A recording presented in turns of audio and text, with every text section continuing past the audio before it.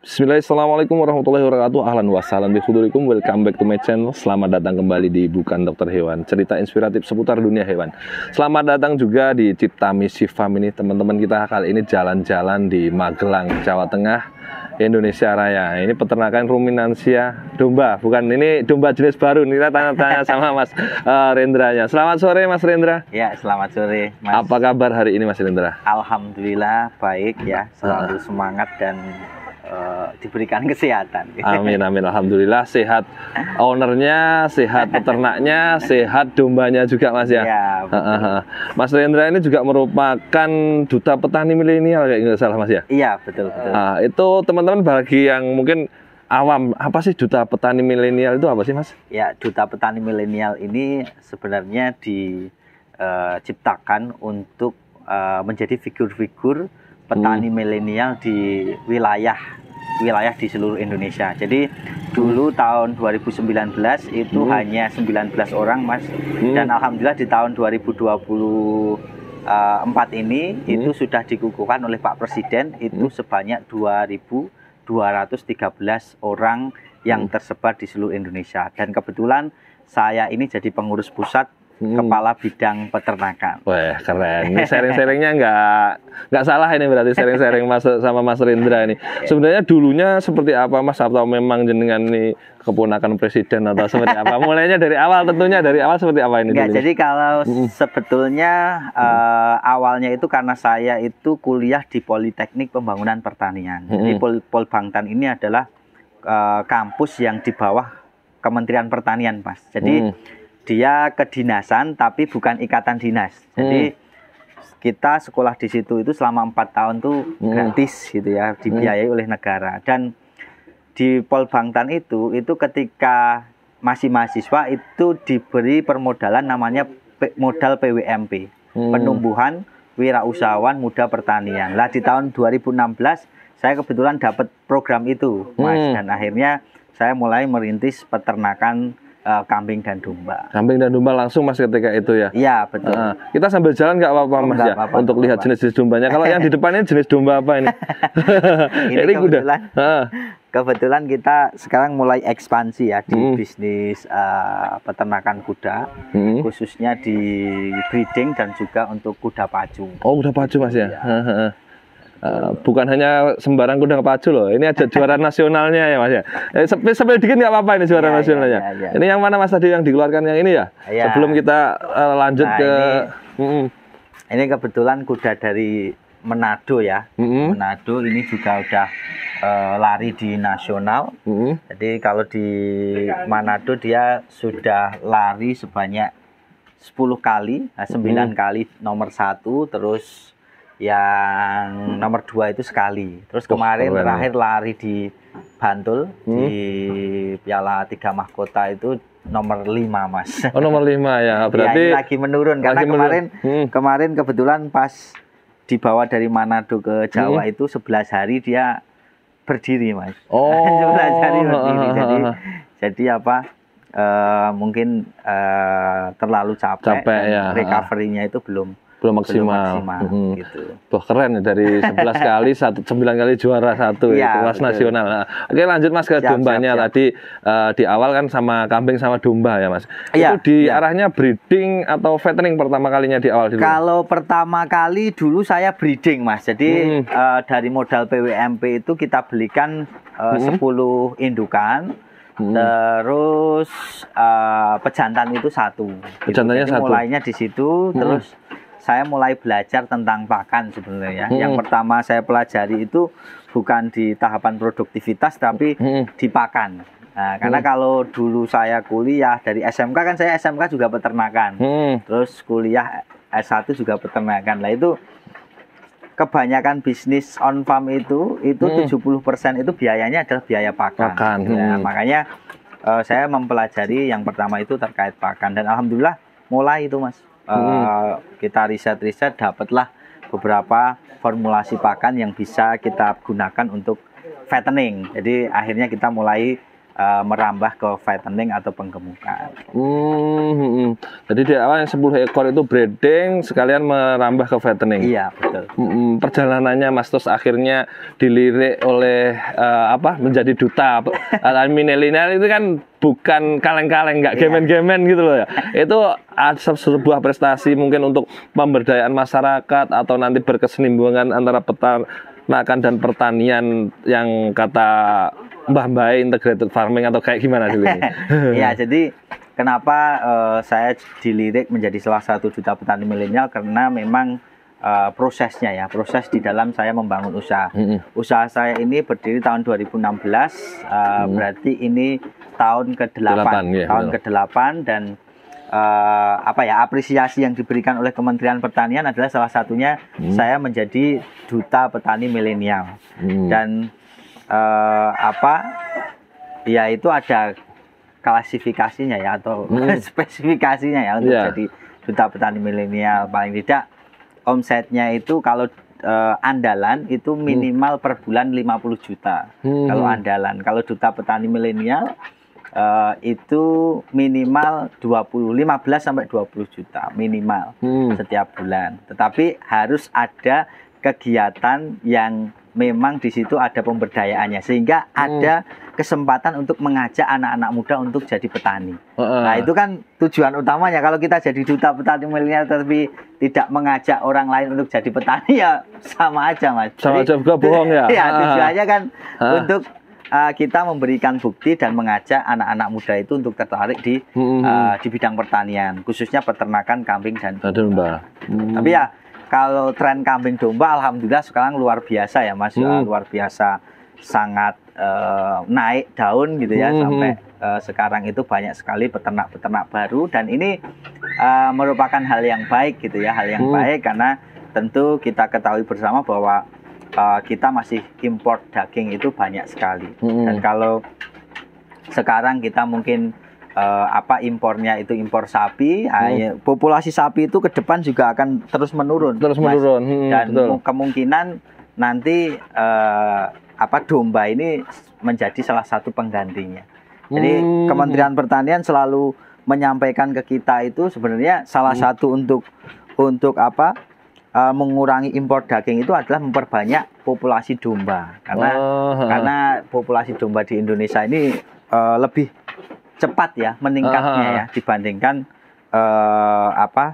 sapi. Kayak semacam nantinya kedepannya harapannya swasembada daging kayak gitu atau gimana? Ya, harapannya seperti itu. Jadi hal itu bukan hanya wacana, Mas, sebenarnya digencarkan ya? Ya memang digencarkan, memang.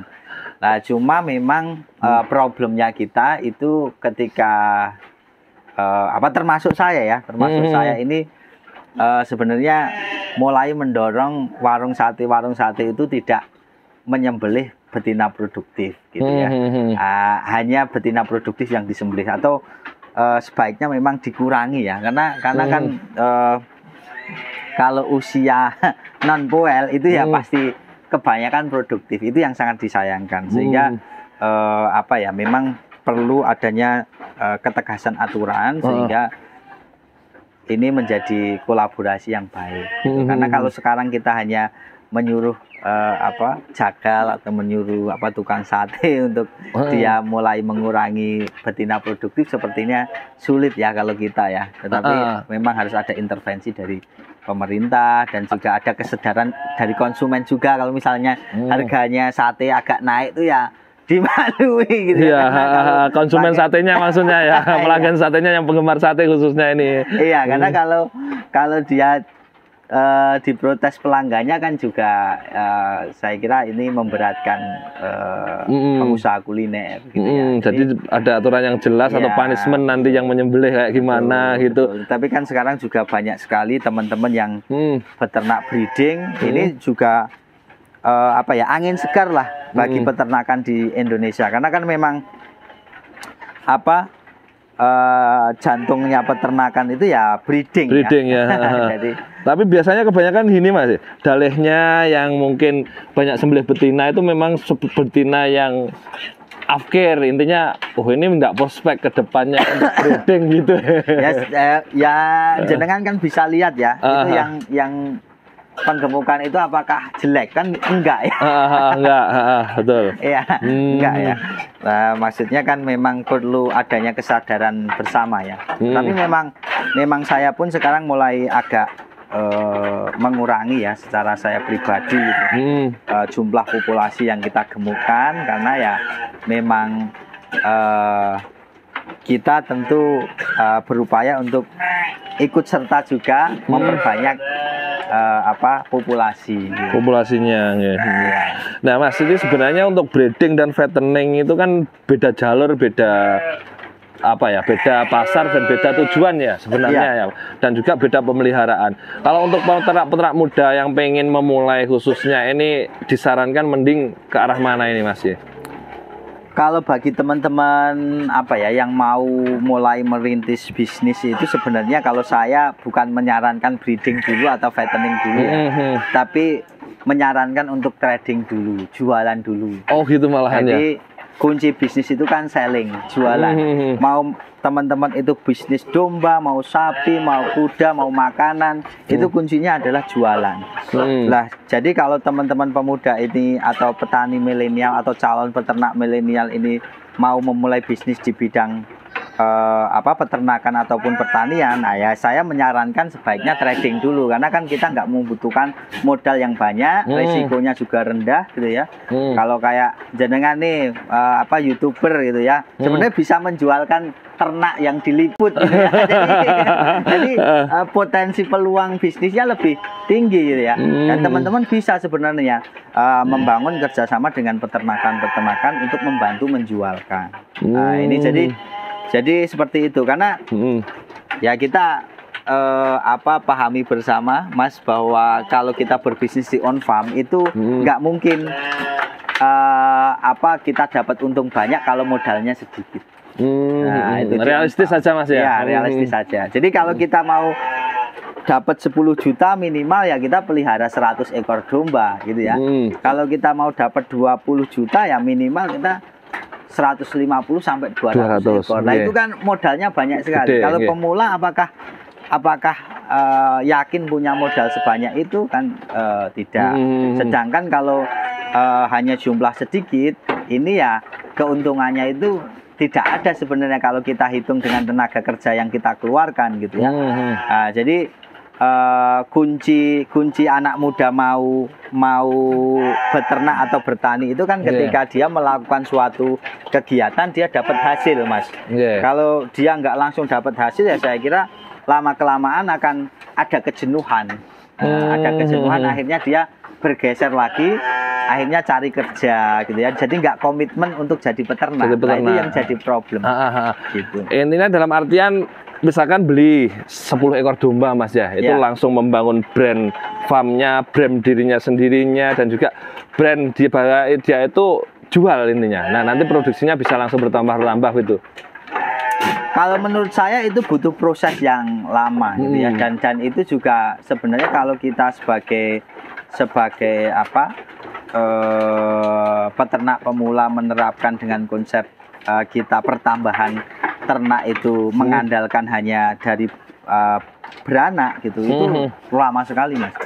Perkembangannya lama sekali. Jadi kalau kita realistis gitu ya, anak muda pengen cepet gitu ya, yang pertama ya diperkuat jualan. Bahkan kita nggak punya domba, jualin punya temen aja itu untungnya lebih banyak. Kita realistis saja. Jadi tadi juga Mas lihat tuh, saya ada tamu itu minta menjualkan, walaupun saya sudah punya ternak banyak tapi saya tetap menjualkan punya teman-teman.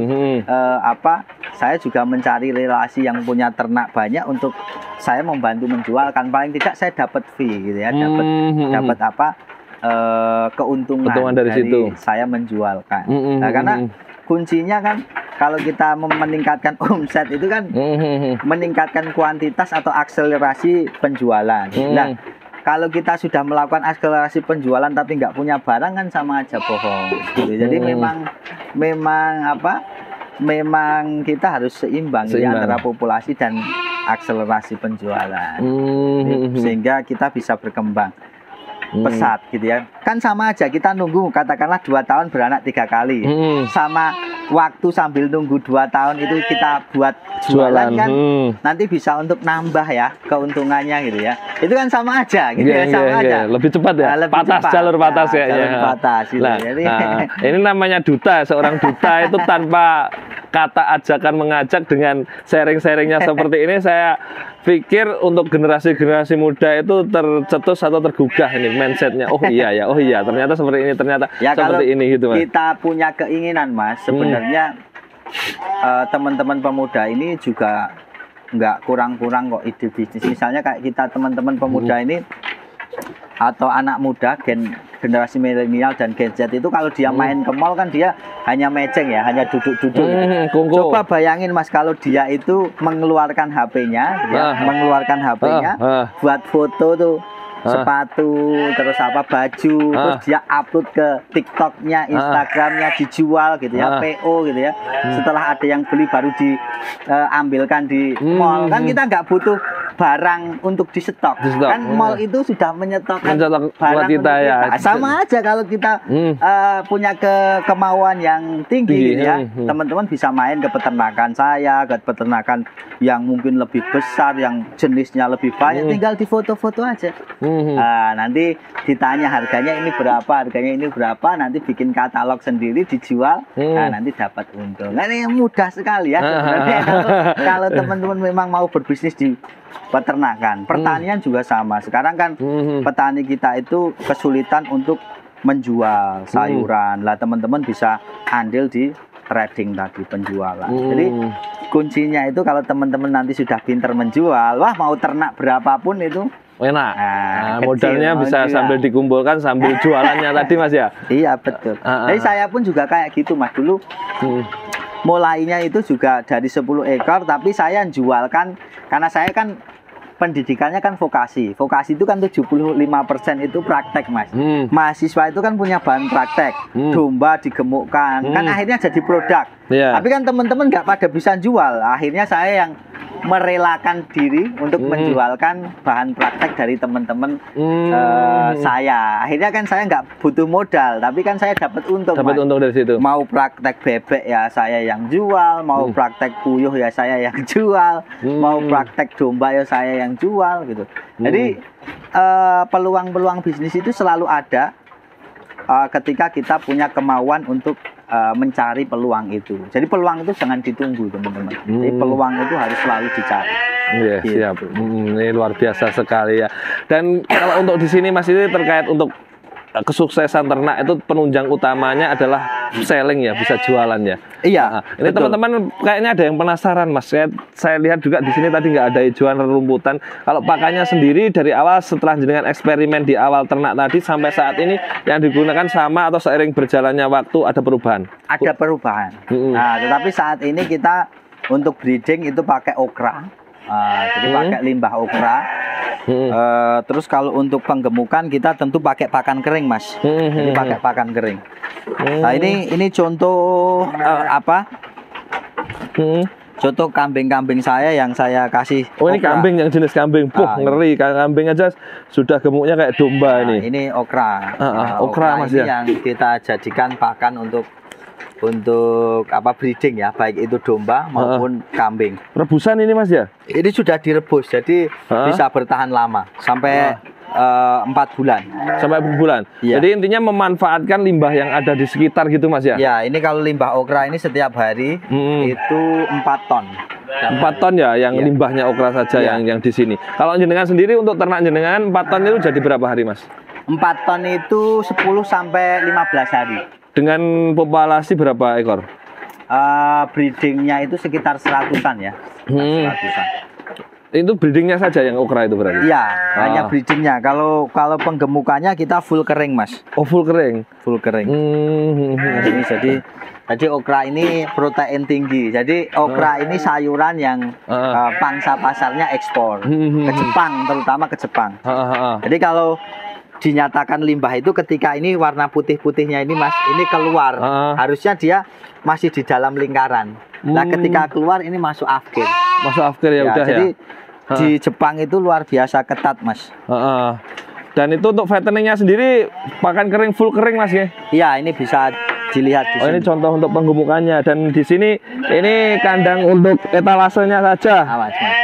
Ini ada beberapa kandang ya. Di Mas, total ada berapa kandang jenengan nih Mas? Kita ada 6 kandang dengan populasi totalnya itu 1.200 ekor. 1.200 Iya. ekor tanpa ngarit, tanpa hijauan nih, tanpa Tanpa hijauan hijauan. segar ya. Tanpa hijauan. Hijauan segar. Ya, ini benar-benar teman-teman yang dibutuhkan oleh peternak muda ya ini. Sudah muda, kata apa? Kata orangnya apa? Muda, beda dan berbahaya kayak gitu ya. Oke. Ya. Jadi Nah, sebenarnya kalau saya punya lahan yang besar, Mas, sebenarnya saya juga keinginannya itu satu tempat. semuanya dijadikan satu tempat Ya, gitu. lebih dalam pengawasan itu lebih enak ya. Dibandingkan saya sekarang harus keliling Dari kandang ke kandang iya, ya. dari kandang ke kandang. Lebih hemat tenaga, hemat operasional kayaknya. Ya mudah-mudahan nanti ke depan dapat tempat yang bisa masuk semuanya speknya untuk kapasitas segitu masih nanti Iya, ke depan. Nah, ini lagi untuk kembali lagi ke tadi Mas ke perjalanannya dengan sampai akhir sampai saat ini, bahkan bukan hanya kesendirian dalam kesuksesan ya, Iya. kesepian nanti kalau sendiri ya. Iya. Ini juga mengajak banyak pemuda yang ada di sini. Tadi kan tujuannya memang untuk mengajak pemuda-pemuda yang Iya. lain ya. Itu di mana saja Mas yang sudah kena racun racun dari jenengan untuk beternak dan juga bertani ini? Ya, kebetulan kalau saya ini kan sering menjadi widya suara ya atau narasumber gitu ya, sehingga saya banyak keliling ke mana-mana gitu ya. Dan kebetulan di tahun 2022 sampai 2023 khususnya di Kabupaten Magelang itu kan saya menjadi konsultan bupati bidang pertanian.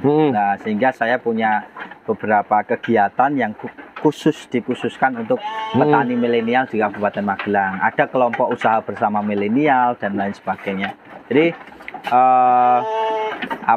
hal-hal tersebut menjadi wadah saya gitu ya, untuk paling tidak menyalurkan informasi atau memberikan informasi ke teman-teman bahwa peternakan pertanian itu sebenarnya sangat menjanjikan dan sangat menguntungkan ketika dimanajemen dengan baik gitu. Tetapi memang saya ada kelas khusus ya, ada namanya, kita punya sekolah tani milenial yang itu dilaksanakan setiap 1 bulan sekali. Jadi sekolah tani milenial ini memang menjawab keresahan gitu ya teman-teman yang pengen beternak atau bertani tapi nggak punya teman diskusi gitu ya, atau nggak ada teman untuk